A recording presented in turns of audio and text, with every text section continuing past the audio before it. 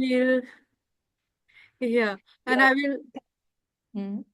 I'll hand this over to you, and maybe you can ask me questions, and then I will answer all of those. Sure, sure, Twinkle, and thank you so much for inviting me. And we both are always excited to speak on inner child healing. And Twinkle actually sparked in a lot of curiosity in me when she spoke that generational trauma and inner child wounds are also one of the reasons of neurodivergence and ADHD and many different aspects of that spectrum. Where I studied it even more after that, and I knew a little bit about it, but then I got to know more. So I feel that we must talk about this topic so that many people get aware about how they can manage their own symptoms, and not just managing the symptoms, but the root, that if you work on your inner child healing, if you recognize and acknowledge your emotional wounds, you can live a much better life than what you're living right now. So coming back to you, Twinkle, how did you get to know that, you have ADHD and neurodivergence, and how was that journey for you? I think that is a very good question, Rituja. So I always used to think that something is not right with me, and this was since childhood. So few things I want to highlight: that difficulty in performing mathematical activities. That I used to feel that I'm very good in memorization and uh, learning and remembering things. At that too, also up to ninth standard, I was good, I would say, but mathematical activities used to give me a lot of anxiety. And I Hmm. used to see children who were of my age, and they used to be mentally very alert and active, especially in mathematics. So that was something that was giving me a lot of anxiety, that why I can't do mathematics that quickly. Hmm. And so that was one thing. Then I started having struggles in competitive exams, where Hmm. once the timer is set, my mind used to go blank. And that again used to make me feel very inferior, because the way the culture is there in India, it's like if you are not doing well in competitive exams, you are not really doing anything in your life. And at that time it was like no one used to value other subjects except physics, chemistry, maths. It was like always there was this thing that if you are pursuing arts or something, that was not really looked down, or that was actually looked down, like with those, that you're not really doing anything. So that's where that was another struggle that I used to always have, that whenever there is a timer, my mind used to go blank. So I just didn't wanted to push myself for that, because this was a constant thing, that whenever I had to perform high maths and physics and all those calculations, and I just couldn't focus. So I always used to have these focus and attention issues for subjects which used to be difficult for me. And I tried like a lot practicing also, but I just couldn't understand. And one of my friend also pointed me out this a lot, that she used to say that I always read from keywords. And I had this feeling that I always read from keywords, and I do not really read the entire sentence or the entire paragraph. So that is why, again, that was another thing that used to always cause me anxiety. So I used to understand, but my way of understanding was more visual, and rather than reading through the entire text or the entire book. So but that when you are not really, when your peers, they are doing everything with focus and attention, and when you are not able to do, and when you are constantly feeling this overwhelm and anxiety without any reason, even like doing simple tasks, I used to feel anxious.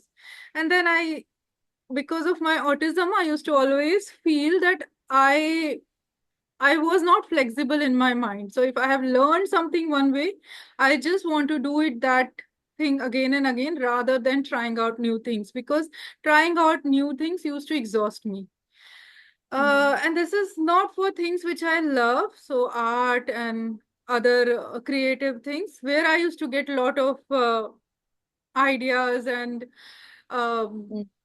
yeah, I mean, those skills were naturally building for me, but these, structured studies and these were like always had been A issues, problem. So problem. when did you feel the need to get the diagnosis done for you, Twinkle? So these were the struggles that you were going through, but when did the diagnosis happen? Yeah, so I never had any awareness. So it's only after my daughter got diagnosed and when I started researching, and then I started linking all the issues and all the struggles that I had so far at my workplace and my job. I wasn't able to focus, issues in getting up in early in the morning. Now everyone expects you, and everyone gives you a lot of suggestions and advice that do this to get up in the morning and do this and do that and feel active, feel alert.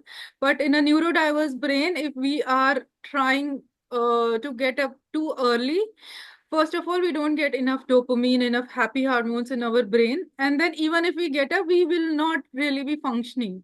So we won't feel that activeness.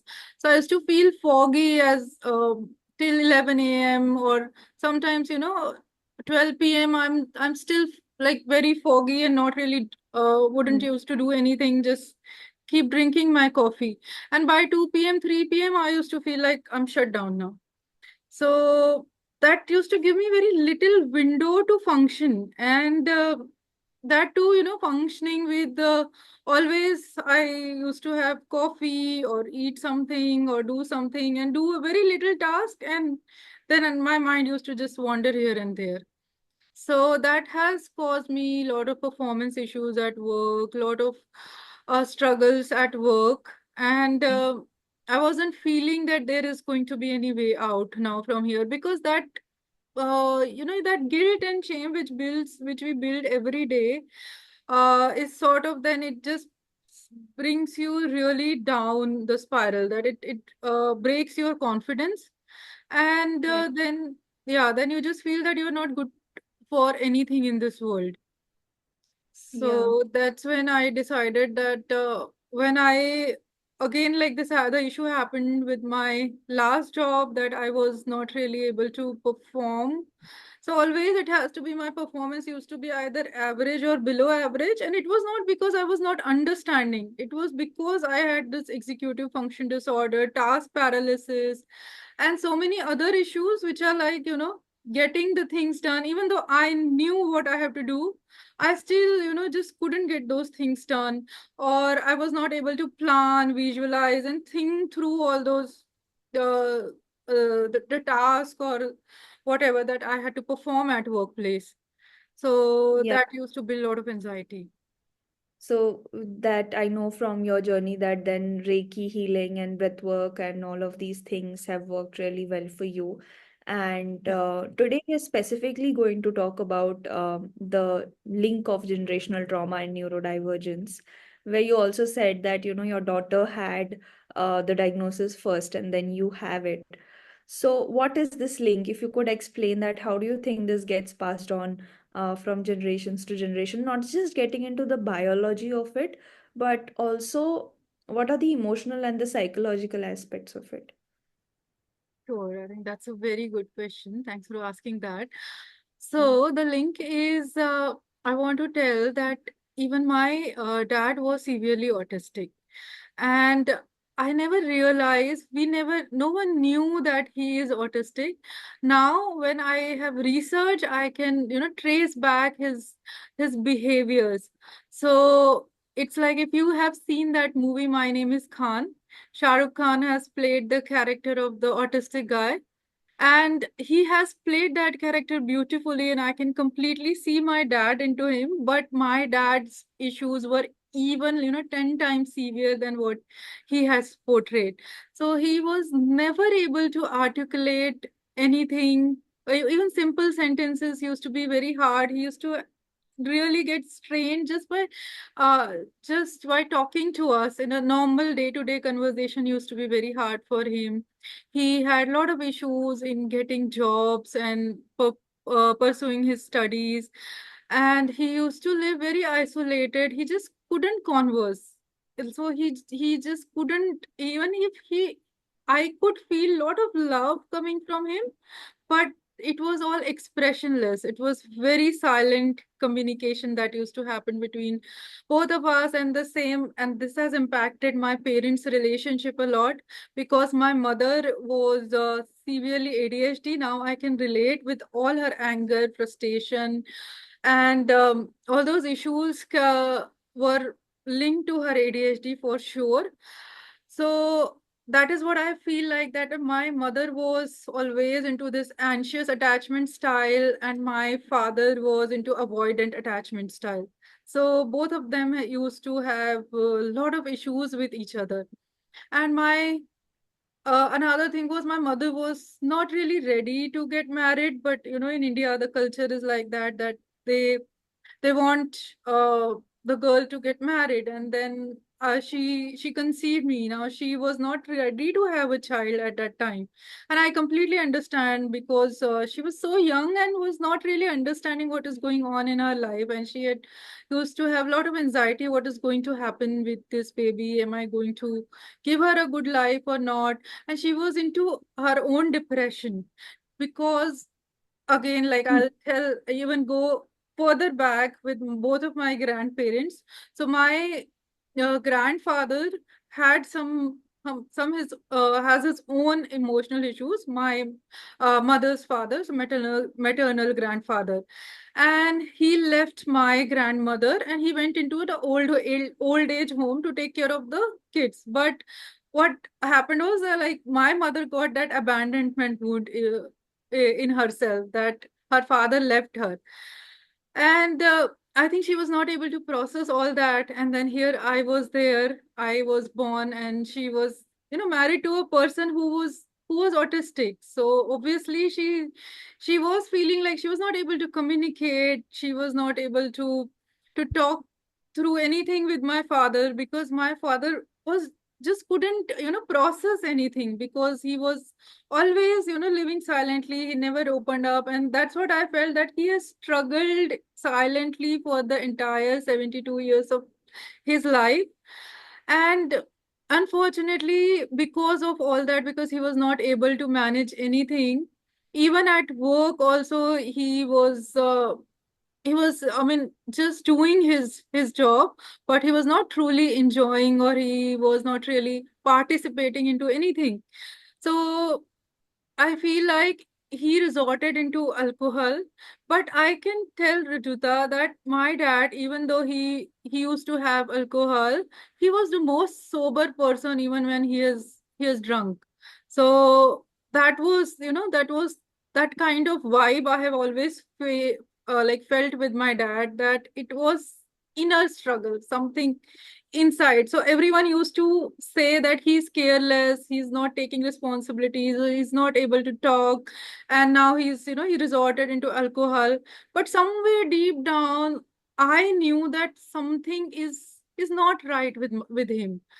But I just didn't knew, because as a child you can't understand all that, and there was no awareness in our culture as well about mental health issues. So no one was really bothered, and everyone was expecting him to be in charge of everything. And while he didn't had that sort of mental capabilities only, so yeah, that was one thing. And then my mother had her own struggles. So I feel that all those the issues from both of them, I had, I can feel all that uh, abandonment. I can feel that rejection. I can feel that inferiority complex inside me, because I'm not, because when I was born, I wasn't, I was very happy child, and I used to always do a lot of creative activities and used to be really happy with myself. But then when I started seeing both of them struggle with their lives.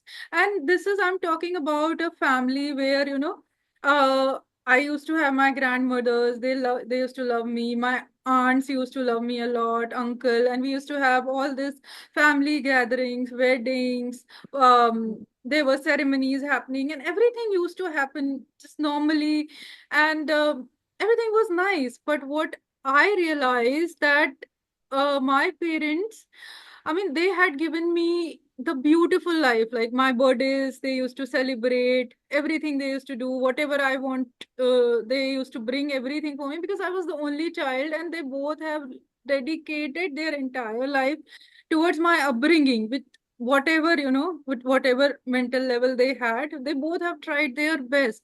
But I now wish that I wish they would have, given that love to themselves. If they would have this awareness, if they would have done their healing, then I wouldn't have, got those subconscious fears, because those subconscious fears have been there with me for 42 years of my life almost.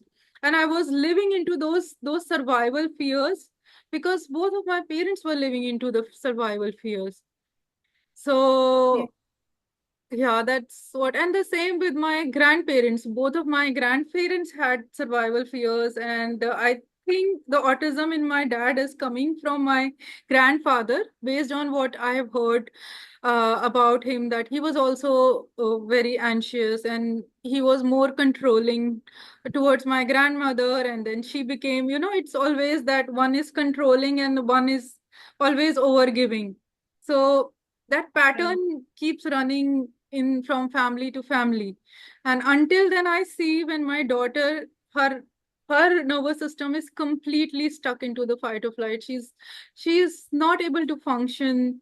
She is not able to read, write. She's not able to focus. And she's just resorting into, binge scrolling and always playing with video games. So that, and then she used to have a lot of anxiety, and she used to throw a lot of tantrums. And there was a time when we both were just,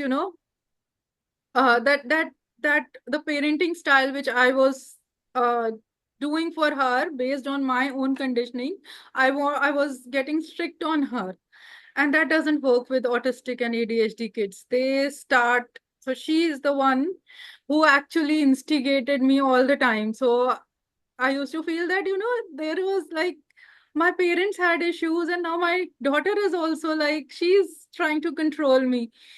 So yeah, when you see all this issue, when you see your child struggling with basic functions in life, with getting up and doing brush and getting up and, getting up ready, and she just couldn't go anywhere outside the home, and still she stays in the home because earlier it used to be really worse. So whenever I used to take her into parks or malls or anywhere for a walk, and she used to say, I'm feeling anxious. I'm feeling anxious. I want to go home. And you just can't figure this out, at what is making her anxious. But then you realize the anxiety is inside her head, and it's not going to go that easily until I do my inner work. So that's what, I feel that she is my guiding angel who has Yeah. yeah, redirected my path. And when I started thinking that why is my child not able to feel happy, because that Yeah. inner happiness and joy, it takes a lot of time to come then once you lose it.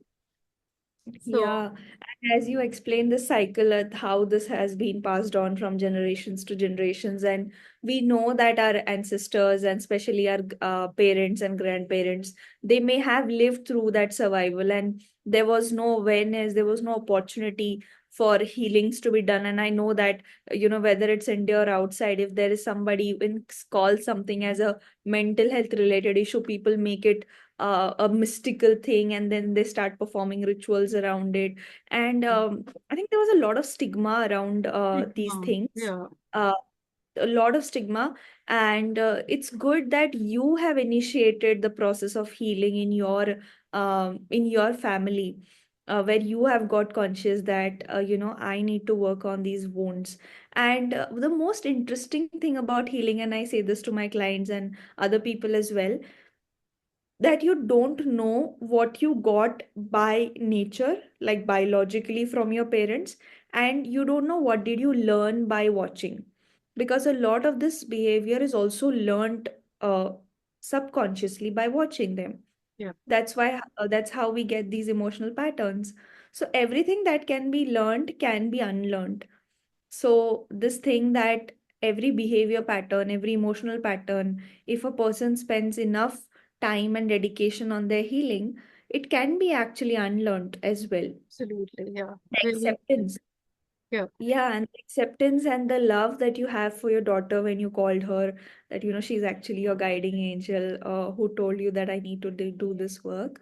Acceptance towards yourself, I think, is something that makes life doable for people who have neurodivergence. Because whenever I've spoke to mothers of the children who have ADHD, I feel there's a lot of blame on them, that it's because of you the child is born like this, yeah, or those are blaming the fathers for certain things, that your habits were not good, that's why the child is like this. So I think the blame game is not helpful for the child, either for the parents. so true. It's so much about taking the personal responsibility of your healing. I just want to know your thoughts about this.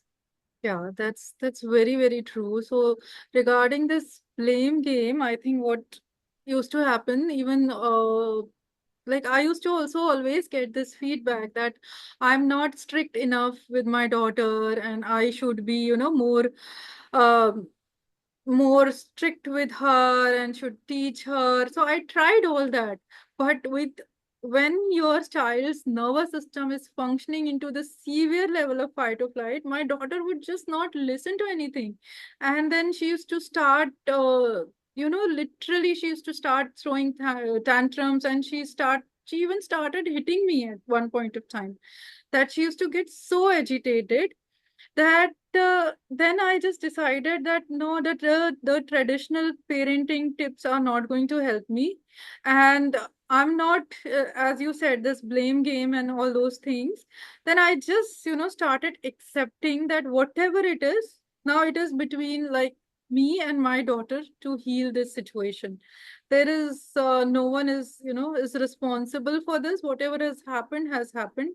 Now she has got this issue, and we will work this out in a, that's what I have decided, that the way we are going to work this out is going to be very easy way. So that hard way is now done and over.